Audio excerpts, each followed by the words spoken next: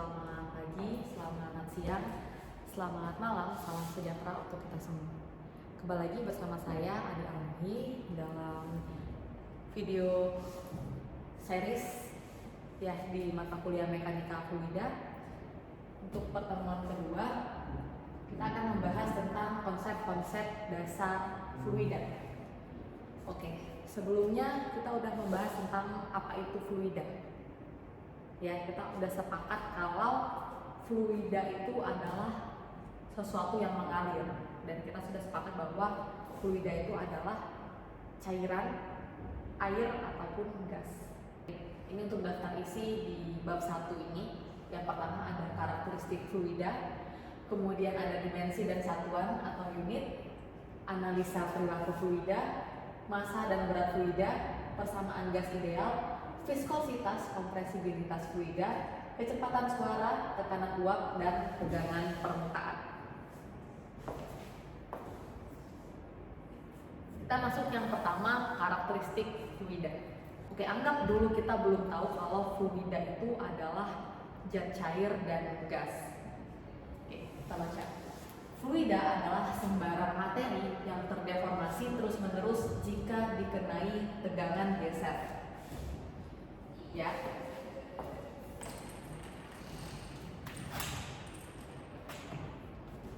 Oke, seperti yang kita ketahui di dunia ini, di muka bumi ini ada 3 jenis zat. Ya, yang pertama ada zat padat. Yang pertama ada zat padat, kemudian ada zat cair, dan ada zat gas. Nah, di antara ketiga zat ini, antara zat padat, zat cair, dan zat gas, mana yang kira-kira memungkinkan, mana yang kira-kira masuk kategori atau karakteristik fluida? Nah, contoh seperti ini. Ini kan dikatakan tadi sembarang materi yang terdeformasi secara terus-menerus ketika dikenai tegangan geser. Oke, contoh misalnya gini. Sebuah gelas berisi air di atas meja jatuh, gelasnya itu jatuh. Tentu air yang ada di gelas itu akan terus mengalir jatuh ke meja, dari meja dan jatuh sampai ke lantai. Nah, dia akan terus bergerak, air itu akan terus bergerak, akan terus terdeformasi. Sedangkan gelas yang terjatuh seperti ini, dia akan hanya terjatuh gitu aja kan. Dia nggak mungkin menggelundung lagi kan. Nah, itu dia. Maka zat cair memenuhi karakteristik dari fluida. Oke, sedangkan zat gas tidak. Maksud saya zat padat tidak. Nah, gas, apakah gas itu termasuk ke dalam kategori fluida? Oke, di sekeliling kita ini ada gas ya. Udara itu juga termasuk kategori gas. Apakah bisa mengalir? Tentu bisa. Contoh, semua di sini pasti punya kompor gas kan? Nah, ketika kalian mau masak, ketika kalian mau menghidupkan kompor gas, kalian cetekin kompor gas itu, ya sudah saya jelasin sebelumnya. Maka sekumpulan gas yang ada di tabung gas itu akan mengalir ke kompor gas melalui selang regulator. Nah, itu yang dikatakan bahwa gas itu dapat mengalir dan dia memenuhi karakteristik sebagai fluida. Zat padat akan terdeformasi jika dikenai tegangan geser, tetapi akan kembali ke kondisi semula jika gayanya dihilangkan. Nah, sedangkan zat padat itu tidak memenuhi karakteristik sebagai fluida.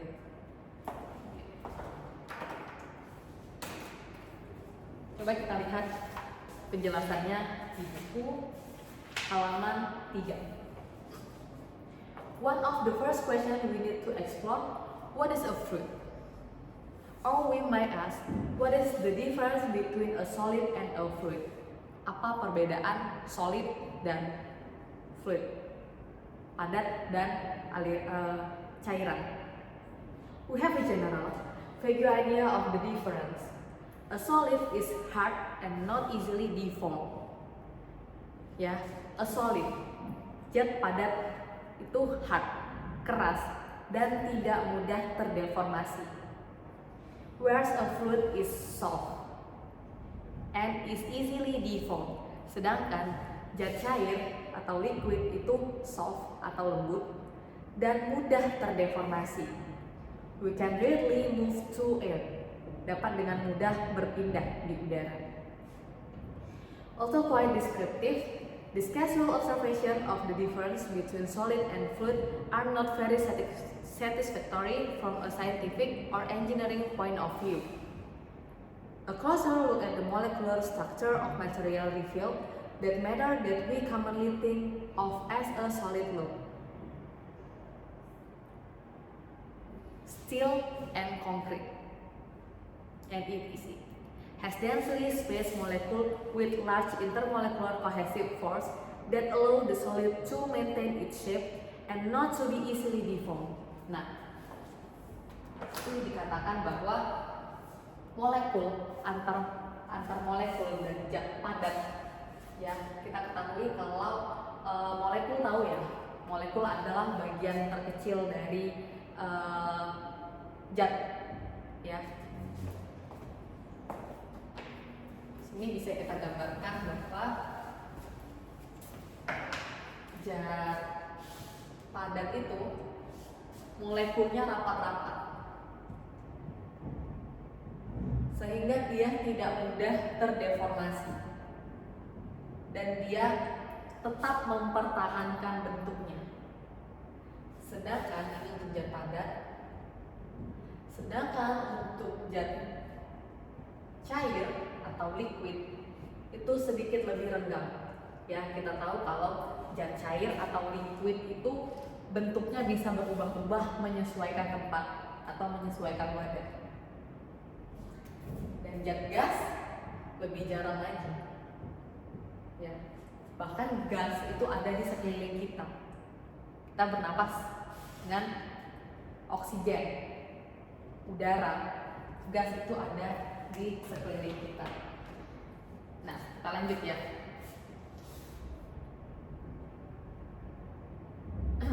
However, for matter that we normally think of as a liquid, water and oil, the molecules are spaced farther apart. The intermolecular force are smaller than for solid, and the molecule have more freedom of movement, kebebasan bergerak. Nah, itulah yang dikatakan molekulnya ini di sini bebas bergerak. Makanya liquid dia bentuknya bisa berubah-ubah menyesuaikan tempat. Thus, liquid can be easily deformed but not easily compressed and can be poured into container or forced through a tube. Oke, jadi liquid itu mudah terdeformasi tetapi tidak mudah terkompres atau tertekan. Ya. Dan dapat menyesuaikan tempat. Dapat menyesuaikan tempat through a tube, dapat melewati ya tabung ya seperti itu. Kemudian untuk gas, gases, air and oxygen and etc. have even greater molecular spacing and freedom of motion with negligible cohesive intermolecular force, and as a consequence are easily deformed and compressed. Ya, jadi gas itu easily deformed, mudah terdeformasi, and compressed dan mudah tertekan. Gas yang tertekan, contoh, ya tabung gas itu ya contohnya ya tabung gas itu kan bentuknya kecil tapi di dalamnya itu gasnya itu padat. Makanya dikhawatirkan kalau terjadi sesuatu gasnya itu bisa meledak. Itu adalah bentuk gas yang terkompres, yang tertekan. And will completely fill the volume of any container in which they are placed. Ya, dan dapat mengisi volume dari wadah apapun. Contoh di ruangan kita ini ruangan yang penuh dengan udara, ya kan? Both liquids and gas are fluid. keduanya antara liquid, antara cairan dengan gas dikatakan fluid atau fluida. Oke. Dalam kuliah mekanika fluida ini, fluida akan dianggap sebagai kontinum atau homogen. Sifat-sifat fluida rata-rata dari kumpulan molekul dalam jumlah besar dan kontinu. Oke, kita masuk ke topik kedua, dimensi dan satuan.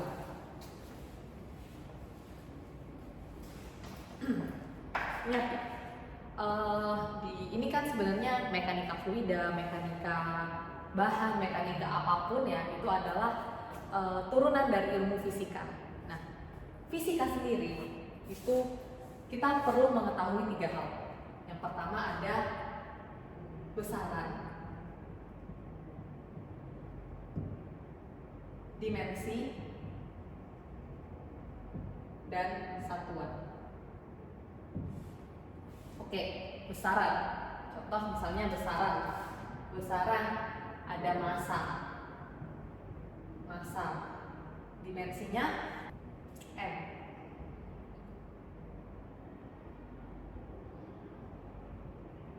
Ya, kemudian satuannya kilogram.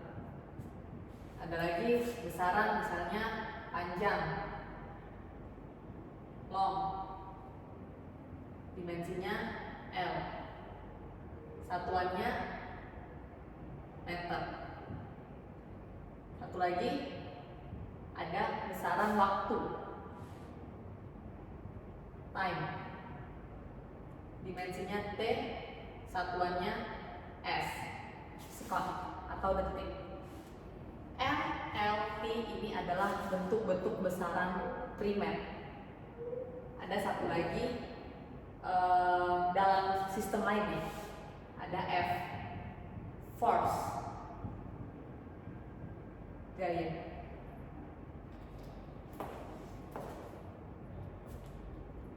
Nah, kita lihat.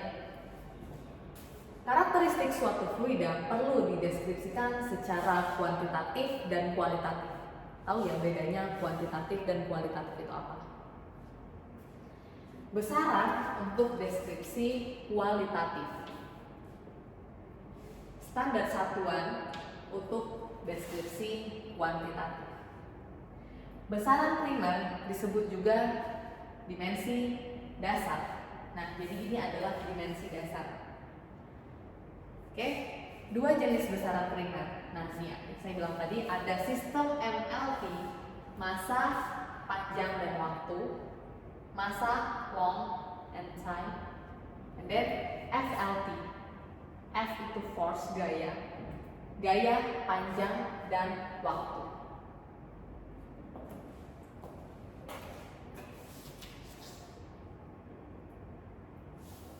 Nah,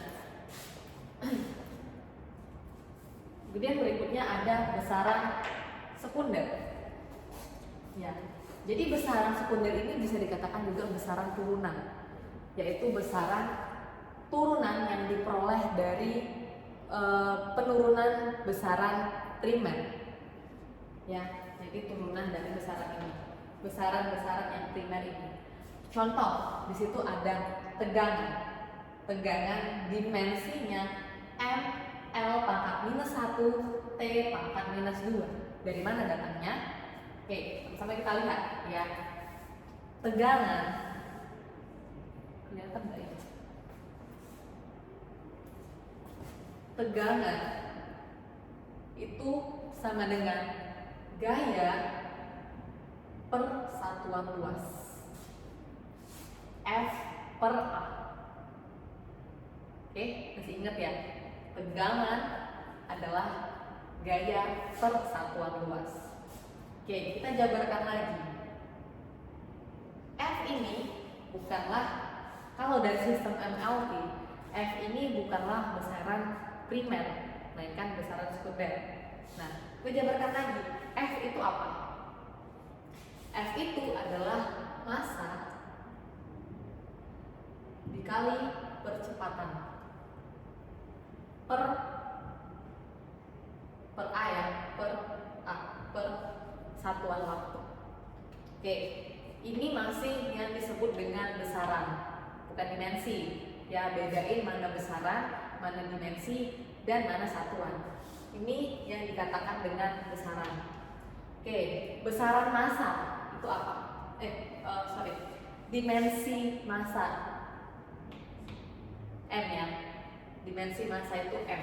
Kita tulis di sini M. Oke. Kemudian dimensi A, percepatan.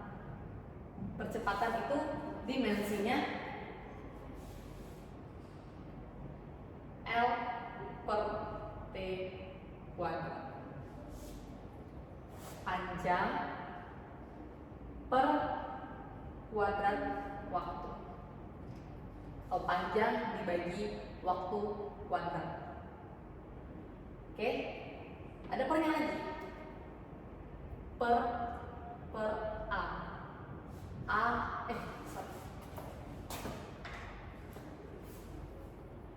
Per A itu luasan, ya. Luasan dimensinya L kuadrat. Tahu ya dari mana datangnya L kuadrat ini? Ya. Luasannya, luasan nih. Ada sebuah persegi panjang. Di sini ada P, kemudian di sini ada L. Maka luasnya sama dengan ini. Katakanlah ini 4 meter, kemudian L-nya ini 2 meter. Ya.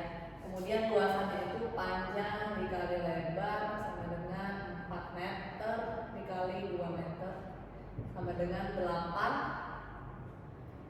Meternya ada 8 meter kuadrat. That's why L itu A itu dimensinya adalah L kuadrat. Karena di sini ada kuadrat. Oke? Nah, di sini L kuadrat. Nah, ini masih bisa disederhanakan. M L per T kuadrat per L kuadrat sama dengan. Oke. Ini kita hilangkan dulu pernya yang di bawah. Cara menghilangkan per gimana? Kita naikkan ke atas dengan ditambahkan minus. Oke, kita buat dulu yang atasnya. M L per T kuadrat dikali, kalau ini kan dibagikan. Nah, ini ketika kita naikkan dia ke atas, kita sejajarkan posisinya dengan yang ini. Ya. Maka pangkatnya itu jadi minus. Pangkat minus 2. Oke? Nah, ini masih bisa disederhanakan lagi. Ya. Di sini ada per. Kita mau habiskan pernya. Ya, maka per ini kita naikkan ke atas, jadinya dia dikali, terus pangkatnya dijadikan pangkat minus. Maka menjadi M L kali ini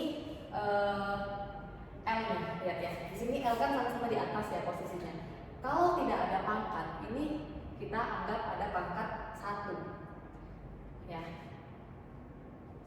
Kalau nggak ada, ingat ya, kalau nggak ada pangkat, dianggap ada pangkatnya 1. 1 dikurang minus 2. Minus 1. M L pangkat minus 1. T-nya tadi kan mau kita naikkan ya, dikali T pangkatnya jadi minus. Pangkat minus 2. M L pangkat minus 1, T pangkat minus 2. Jadi dimensi dari tegangan adalah M L pangkat minus 1, T pangkat minus 2. Datangnya dari mana? Dari penurunan rumus. Oke? Di mana tanda sama dengan ada titik di atasnya digunakan untuk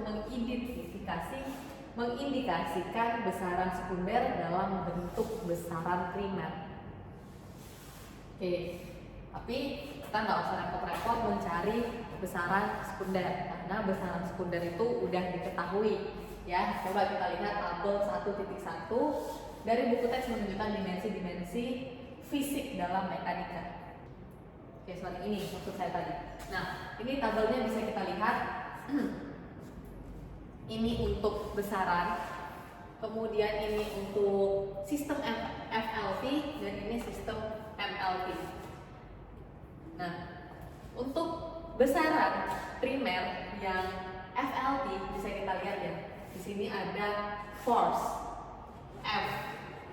Primer dia hanya satu dimensinya F. Kemudian ada length L.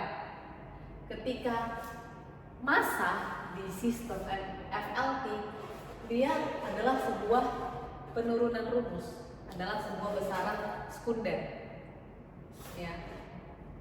Sedangkan massa di sistem MLT dia adalah sebuah bentuk primer, hanya M. Sama seperti force juga. Force ketika di sistem FLT dia besaran primer F, tapi di sistem MLT dia MLT minus 2, MLT angkat minus 2. Itu adalah sebuah bentuk besaran sekunder. Kemudian ada momen inersia, ada momentum, ada strain, stress, temperatur, velocity, volume, work, semua sudah tertera di tabel 1.1 ini. Oke, kita masuk ke dimensi kehomogenan dimensi dan satuan. Nah,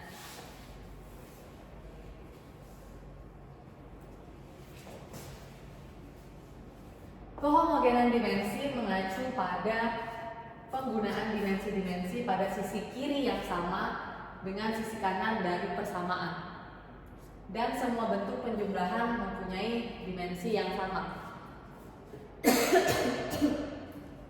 Kita lihat contoh persamaan 1.1. Di sini ada kecepatan V sama dengan V0 ditambah A kali T. V kecepatan sama dengan kecepatan awal ditambah percepatan dikali waktu. Kelihatan nggak sih tulisannya? Sama-sama ya. Oke. Oke.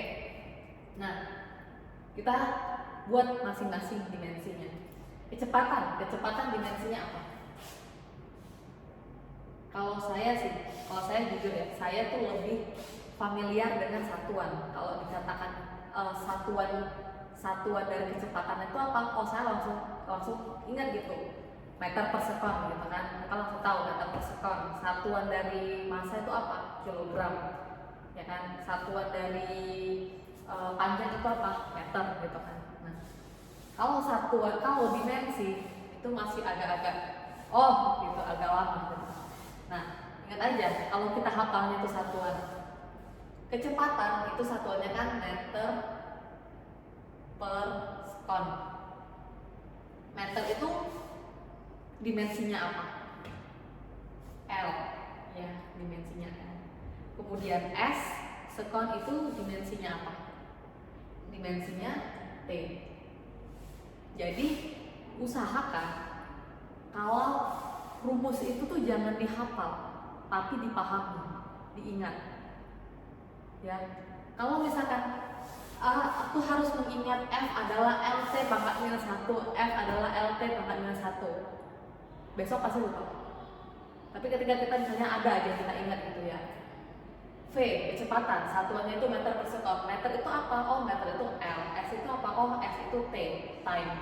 L per T. Nah, L per T sama kayak tadi. Ketika per di bawah per dinaikkan ke atas, maka bentuknya menjadi L T pangkat minus 1. Ya, T-nya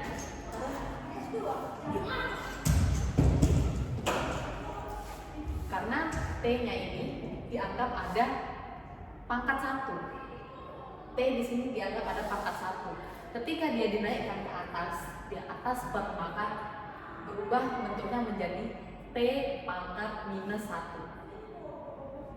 Oke, inilah dia LT pangkat minus 1. Jadi jangan dihafal dimensi dari V adalah LT pangkat minus 1, itu salah. Besok-besok bangun tidur pasti lupa.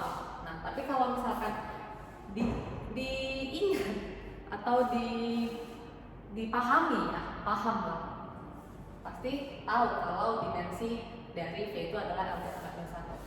Oke, kita lanjut. Sama dengan V0, kecepatan awal.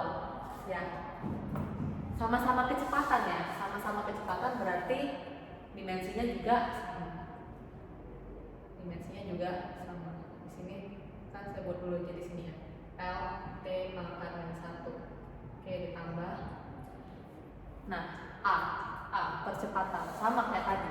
Ingat percepatan. Kalau saya ingatnya percepatan itu satuannya.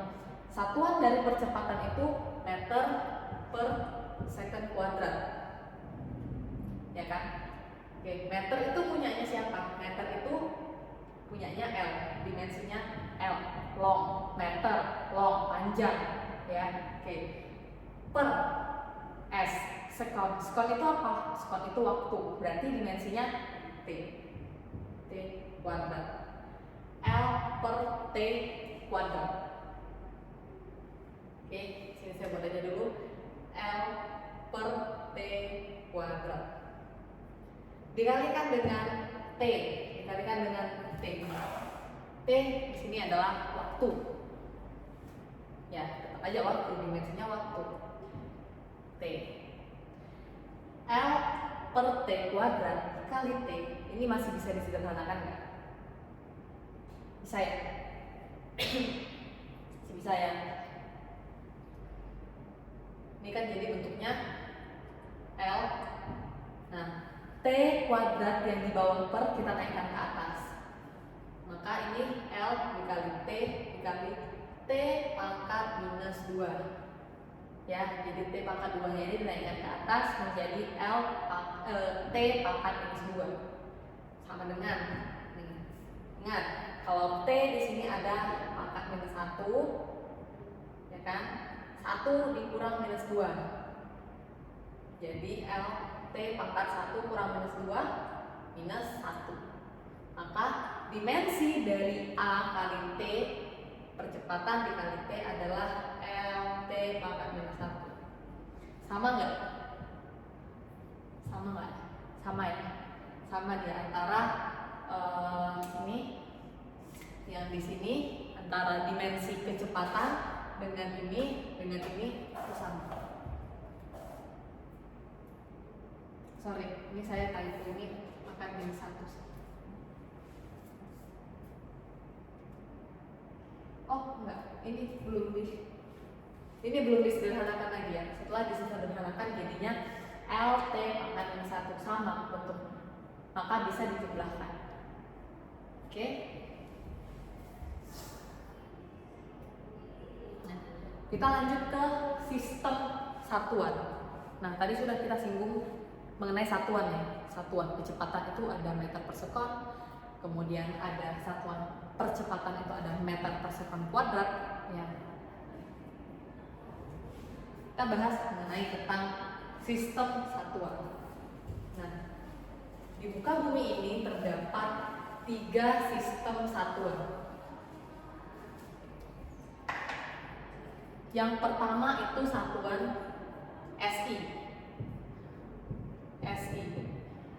Sistem internasional dari satuan. Indonesia menganut sistem SI, di mana dimensi satuan dari dimensi L, satuan dari L itu adalah F meter, kemudian T waktu itu sekon, kemudian M massa itu satuannya kilogram. Nah, untuk gaya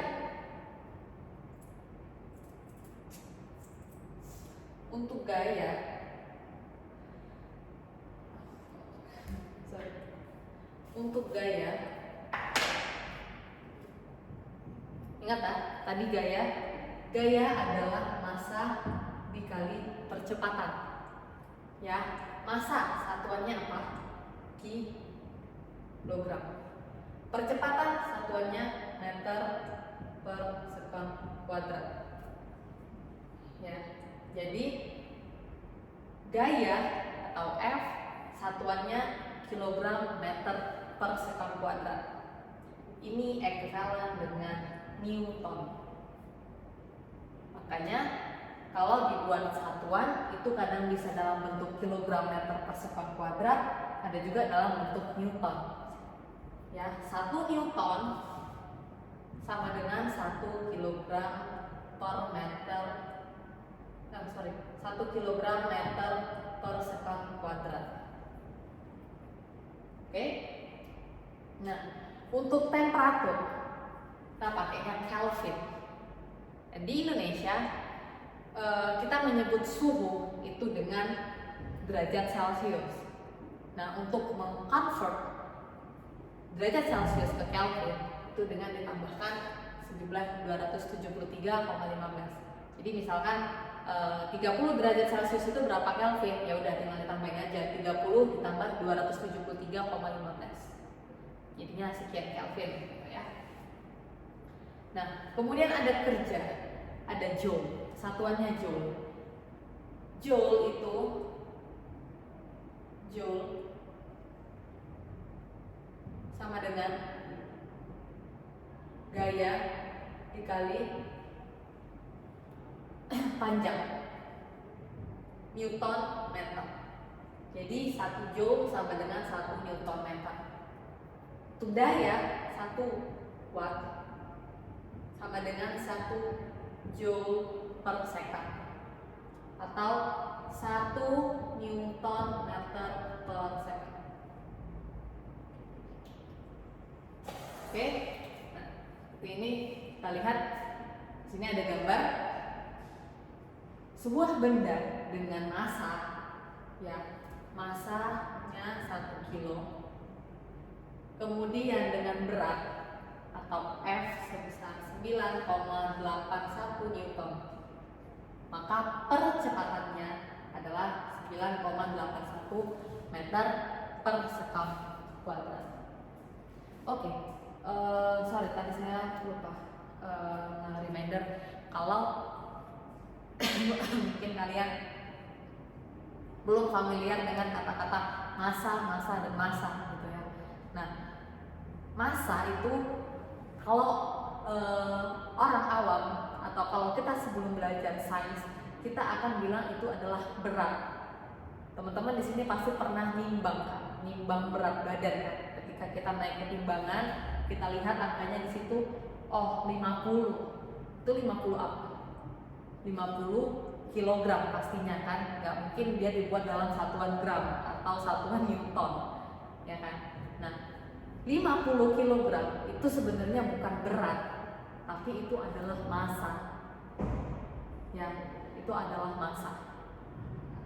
Jadi setelah kita belajar ini, keluar dari pintu sini, ya, setelah selesai tutup YouTube-nya ini, kalau ngomong berat itu bilang aja massa biar keren dikit ya. Massa lo berapa?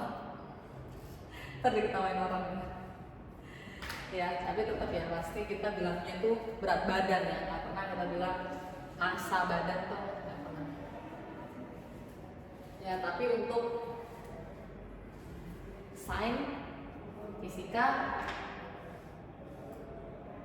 katakan itu massa. Oke, di sini ada tabel prefix untuk SI unit. Yang mulai dari paling besar itu ada 10 pangkat 15, prefixnya peta, simbolnya P, sampai paling kecil itu 10 pangkat minus 8, dan prefixnya itu atom, dan simbolnya A. Mungkin kita familiar sampai di nano atau pico ya, bahkan pico itu udah jarang ya. Nano ya, nanometer, skala nanometer itu masih bukan ada ya, semua ada, tapi masih bisa kita jangkau, masih bisa kita lihat. Sampai di tera, Kalau peta itu saya rasa masih cukup asing untuk kita. Oke, sampai sini paham? Kita lanjut ya. Kita lanjut ke sistem unit yang kedua, yaitu BG unit, the British Gravitational System of Unit. Di mana sistem ini itu dianut di daerah Amerika dan negara-negara British lainnya, di mana mereka mengadopsi satuan dari L panjang itu adalah feet atau kaki, ya. Mungkin kita sering mendengar kalau kaki itu ada kabar, ada berita gitu ya, pesawat sedang di ketinggian berapa ribu kaki misalnya kayak gitu ya.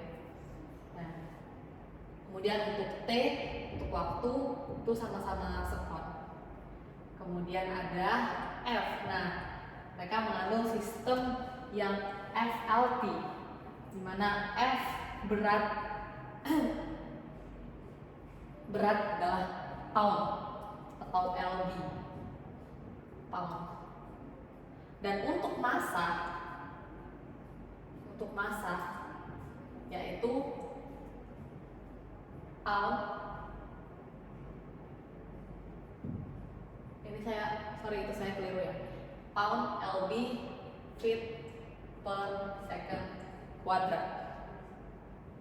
Ya, gaya dikali dengan L per T kuadrat, dimana ini ekivalen dengan slug. Jadi 1 pound feet per second kuadrat sama dengan 1 slug. Oke. Untuk temperatur mereka menggunakan Rankine dengan konversi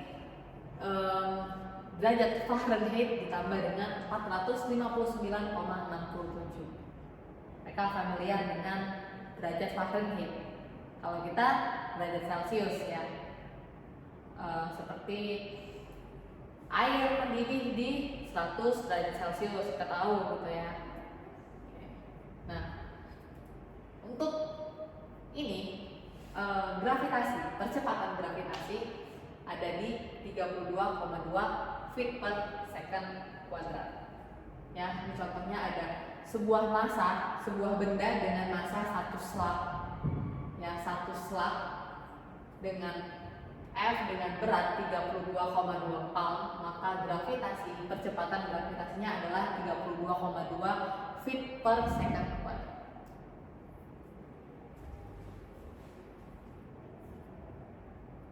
Oke. Kemudian sistem unit yang ketiga ada EE unit, the English Engineering System of Unit. Ya, di mana satuan untuk massa dan gaya didefinisikan secara independen. Untuk satuan L mereka tetap pakai feet, T pakai sekon, dan M itu lbm dan F itu lb. Oke, ini bisa dilihat penjelasannya di buku. Ini saya tidak bahas terlalu dalam mengenai II.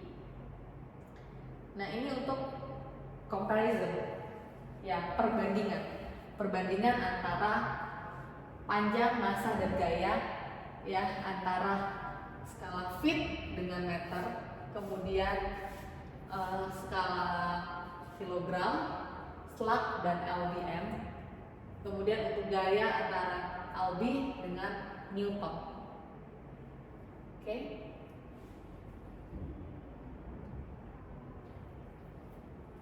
Oke, sampai sini paham ya?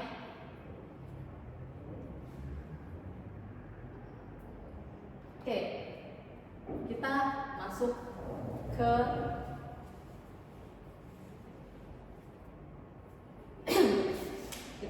contoh soal. Ya, example 1. Given, diketahui, a liquid flow through an orifice located in the site of attack as shown in figure E1.1, ya. Sebuah liquid flow, sebuah aliran air melewati an orifice, melewati lubang, ya. Lihat gambarnya di sini, melewati lubang pada sebuah tangki, ya, pada sebuah tangki, atau di situ katakanlah sebuah botol, ya, pada sebuah tangki, seperti gambar E1.1a. Oke. A commonly used equation for determining the volume rate of flow key through the orifice is, nah, jadi persamaan yang digunakan untuk menghitung key aliran yang keluar melalui lubang itu adalah key sama dengan 0,61, ya, A akar 2GH.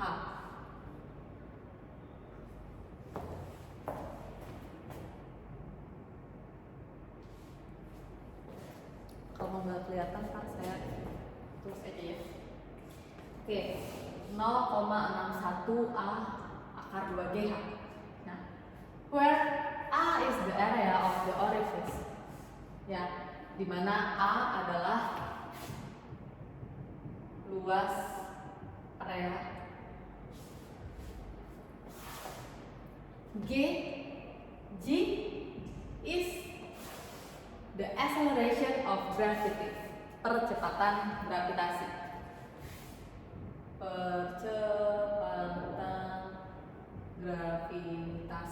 Oke. And H is the height of liquid above the orifice, ketinggian air, ketinggian cairan dari atas sampai ke situ, ya, sampai ke lubang. Oke, kita gambarkan di sini. Saya gambarkan ulang aja.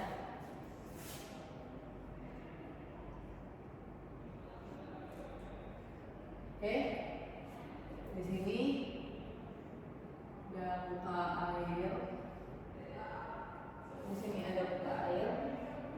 Kemudian H itu ketinggian dari muka air sampai ke lubang. Kemudian A itu adalah diameter lubang, dan ini adalah Q aliran itulah yang 0,61 kali A ya, akar 2GH. Oke. Pertanyaannya, investigate the dimensional homogeneity of this formula. Jadi kita disuruh menginvestigasi kehomogenan dimensi dari rumus tersebut. Oke. The dimension of the various terms in the equation are key, ya. Key sama dengan volume per waktu. Volume per time. Oke, kita buat dimensinya. Volume dimensinya apa? L pangkat 3. Tahu ya? Volume pangkat 3. Volume itu kalau tadi luas kan dimensinya L pangkat 2, kan dia ada 2 sisi. Ya. Kemudian kalau volume kan panjang kali lebar kali tinggi, maka dimensinya L pangkat 3 per time, dimensinya per T. Oke. Nah, ini kalau kita sederhanakan jadi bentuknya rata, nggak ada pernya, menjadi L pangkat 3 T pangkat minus 1. Oke. Nah, A sama dengan area. A area L kuadrat. Oke. G acceleration of gravity. pangkat minus 2. Ya, dimensi dari percepatan gravitasi itu Lt pangkat minus 2. N L. Dan dimensi dari H adalah L. Oke. Tinggal kita substitusikan aja, kita masukkan ini ke persamaan yang ini. Oke, kita substitusikan. Ya, tadi kan I sama dengan 0,61 A akar 2 JH. Oke, kita masukkan Q-nya. Q dimensinya yang ini. L pangkat 3 T pangkat minus 1 sama dengan 0,61 A. Masukkan yang ini. A dimensi A, L kuadrat. Oke, ini biar nggak dicampur, kita buat dalam kurung ya, dalam kurung.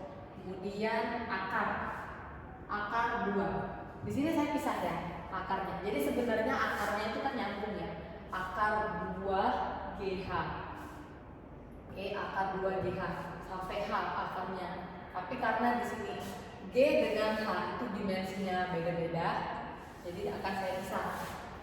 Saya masukkan dulu G-nya, dimensi G, L, T, pangkat minus 2.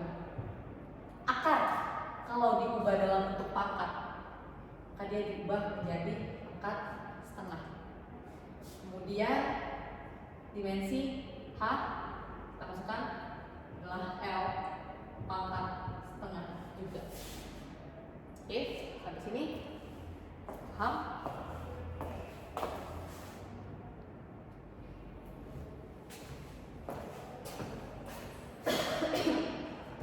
Oke, ya, mari kita selesaikan persamaannya. Ini di sini ada L pangkat 3 T pangkat minus 1. Oke, ini akar, ini kita dekatkan. Ini konstanta 0,61 dengan akar 2, biar tidak ada dimensi. Ya, kita lihat ini. 0,61 akar 2. Oke, sekarang kita selesaikan ini antara L pangkat 2 dengan LT pangkat minus 2 pangkat setengah dan L pangkat setengah. Oke, saya tulis dulu di sini ya. L pangkat 2 dikali dengan L T pangkat minus 2 pangkat setengah dikali L pangkat setengah. Oke, kita selesaikan dulu yang di dalam kurung ini. Ketika di sini di dalam kurung ada pangkat setengah, berarti masing-masing dari variabel ini dipangkatkan setengah. L di sini kan kosong, berarti di sini anggap ada pangkat 1. Ya.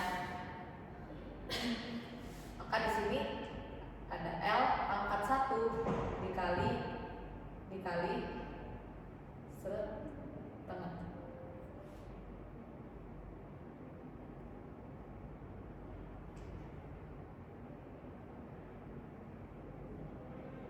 Oke, kemudian untuk T pangkat minus 2 dikali setengah. Ya, ini bisa dicoret kan? Bisa dicoret yang T-nya. Yang L-nya tinggal pangkat setengah. Berarti sisa ini L. Ya, kita dekati L-nya ada berapa? L-nya ada 3, L pangkat 2. Ya. Kalau di sini sama-sama L dan ada pangkatnya. Ingat, operasi perkalian pangkat. Ketika variabelnya sama, ada pangkatnya, maka pangkatnya bisa kita jumlahkan. Maka ini tinggal kita jumlahkan. L pangkat 2 ditambah setengah ditambah setengah dikali T pangkat 1 minus 1. L pangkat 2 tambah setengah jadinya L pangkat 3. Oke, dikali T pangkat minus 1. Oke, ini sudah kita sederhanakan ya. Kita tulislah di sini. L pangkat 3 T pangkat minus 1. Kita lihat sama nggak? Kita lihat antara sisi, tadi kan homogen itu antara sisi kiri dengan sisi kanan itu dimensinya sama. Sisi kiri dimensinya L pangkat 3 T pangkat minus 1. Kemudian sisi kanan dimensinya L pangkat 3 T pangkat minus 1. Sedangkan 0,61 akar 2 ini adalah konstanta, dimensionless, tidak ada dimensi. Maka ini adalah homogen. Dan ini kan belum diketahui ya, contoh soalnya belum diketahui, belum ada angka, belum diketahui berapa H-nya, berapa A-nya, belum diketahui berapa ketinggian H dari muka air sampai ke lubangnya itu, kemudian diameter lubangnya berapa, kan nggak diketahui. Kita hanya disuruh menginvestigasi apakah benar, apakah rumusan Q itu homogen atau tidak. Dan ternyata homogen. Oke, setelah ini coba kita selesaikan ya. Sama-sama kita baca ini. It is clear from this result that the equation is dimensionally homogeneous. Ya, it's clear. Ya, ini udah clear, sudah benar bahwa hasil dari equation, hasil dari persamaan itu adalah dimensinya homogeneous. Both sides of the formula have the same dimensions. Ya, kedua sisinya dari kiri dan kanan dimensinya sama, yaitu L pangkat 3 T pangkat minus 1. And the number 0.61, ya, angka dari 0,61 akar 2 is dimensionless. Ya, jadi ini dimensinya dengan ini itu sama. Dan terus yang 0,61 akar 2 ini adalah konstanta, tidak ada dimensi. Okay? If we are going to use this relationship repeatedly, we might be tempted to simplify it by replacing G with its standard value of 32,2 feet per second quadrat and rewriting the formula as. Oke, paham maksudnya? Nah, di sini dikatakan, jadi di sini kan udah oke nih, udah oke persamaannya, udah benar, ya. Kita kan dulu bahas tentang soal, ya, dan oke. Nah, jika kita menggunakan persamaan ini, ya, if we use this relationship, we might be kita dapat membuatnya menjadi lebih simpel. Kita dapat membuat persamaan ini menjadi lebih simpel dengan replacing G, dengan menggantikan G percepatan tadi. Tapi di sini G-nya with its standard value of, mereka di soal ini, ya, si pembuat soal ini menggunakan G-nya itu 32,2 feet per second kuadrat, bukan 9,81 meter per second kuadrat, ya. Mereka di sini menggunakan ini. And rewriting the formula X, dan dapat ditulis ulang, dan rumusnya dapat ditulis ulang menjadi Q sama dengan 4,90 A akar H. Maksudnya apa? Nah, coba ya. Kan kita udah sampai di sini nih persamaannya ya. Tahu, kita tulis ulang deh. Ini kan dimensi. Ini dimensi, ini konstanta, tidak ada dimensi. Nah, ini tadi apa? Q. Nah, balik ke persamaan yang ini, yang persamaan yang pertama tadi. Q sama dengan 0,61 A akar 2GH. Oke, kita masukkan nilai G-nya. Kan tadi dari ketahui, jika replacing G sama dengan 32,2. Nah, kita masukkan ini. Maka persamaannya menjadi Q sama dengan 0,61 dikali A akar 2 dikali 32,2 dikali H. Ini akarnya lanjut. Ya. Oke. Nah, kita hitung. 0,61 dikali A akar. Nah, ini kita hitung. 2 dikali 32,2.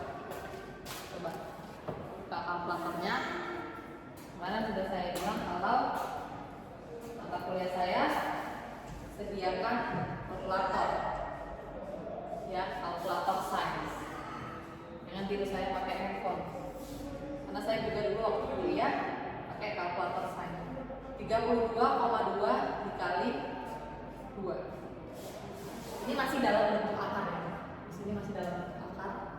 64,4.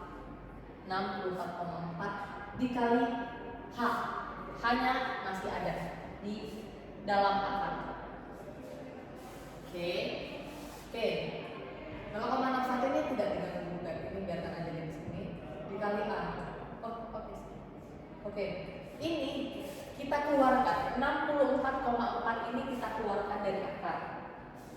Kita akarkan lah dia kan. Kita akarkan akar 64,4 8,02. Jadi 64,4 yang di dalam akar ini kita keluarkan menjadi 8,02. Hanya masih tetap di dalam akar karena ini dikalikan ya. Jadi hanya itu masih tinggal, kan nggak bisa H dikeluarkan ya. Oke, sisa mana?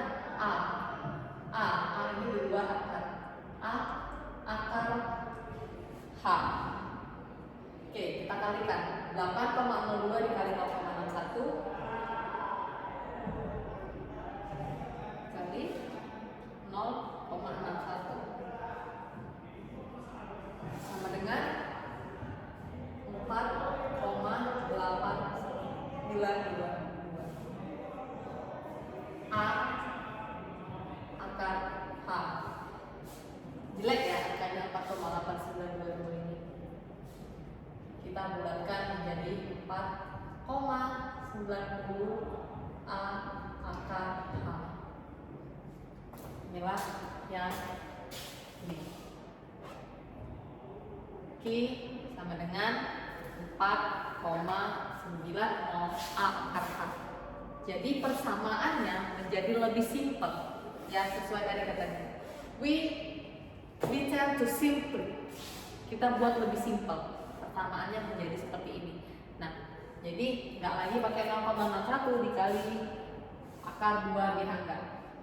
Ya, persamaannya sudah menjadi 4,90 A akar H. Nah, jadi ketika ini kan belum masuk ke contoh soal yang ada angkanya, ini masih dimensi-dimensi. Ketika nanti diketahui angkanya berapa H-nya, berapa ketinggian dari muka air sampai ke lubang, kemudian berapa diameter lubangnya, maka cara menghitungnya tinggal kita masukkan aja. I sama dengan 4,90. Nah, misalkan katakanlah H-nya ini misalnya 9, di ketinggian 9 meter. Ya kan? Kemudian A, diameter lubangnya itu 2 meter. Ya udah, berarti tinggal kita masukkan aja ke persamaan Q-nya. Yang ini, yang terbaru, yang sekarang, yang sudah dibuat lebih simpel. 4,90 dikalikan A dikalikan akar 9 sama dengan 4,90 dikali 2 dikali 3 sama dengan berapa? Inilah hasilnya. Oke.